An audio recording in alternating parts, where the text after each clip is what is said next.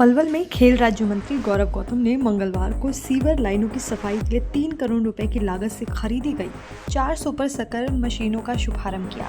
Ribbon काटकर और नारियल फोड़कर मशीनों को पब्लिक हेल्थ विभाग को सौंपा गया। इस मौके पर जिलाध्यक्ष विपिन बैंसला समेत अन्य जनप्रतिनिधि मौजूद रहे। मंत्री ने बताया कि ये मशीनें वैक्यूम और हाई प्रेशर जेटिंग तकनीक से सीवर लाइनों में जमी गाद, कीचड़ और अवरोध को हटाने में सक्षम है। 2200 PSI तक के प्रेशर और 10,000 लीटर क्षमता के साथ ये मशीनें जलभराव की समस्या से निजात दिलाने में मददगार होंगी। उन्होंने कहा कि पलवल में पहली बार ऐसी आधुनिक मशीनें उपलब्ध कराई गई हैं। साथ ही शहर के सौंदर्यीकरण, चौक चौराहों के विकास और सड़कों के निर्माण कार्य को भी गति दी जा रही है। मंत्री जी, किन मशीनों का शुभारंभ किया है? कितने करोड़ की लागत थी ये मशीनें? आज पहली बार पलवल में हमें इस बात की खुशी है कि पलवल में पहली बार सुपर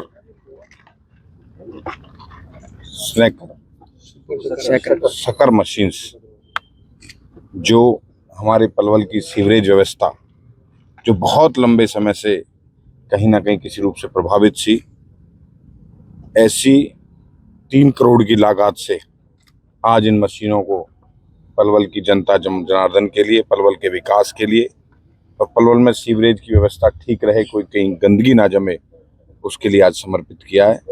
और मैं ऐसा मानता हूँ ये आधुनिक मशीनें अंतर्राष्ट्रीय स्तर की मशीनें हैं, जो सीवर में पत्थर भी अगर फंसा होगा तो उसको भी निकालने की क्षमता रखती हैं।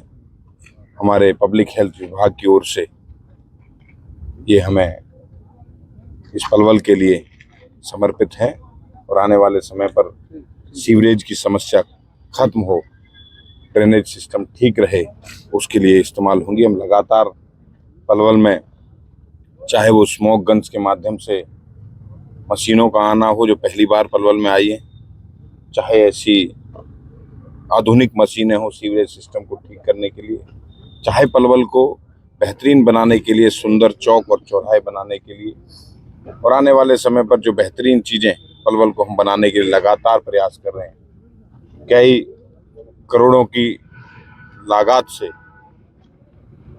सड़कें बन रही हैं लगातार।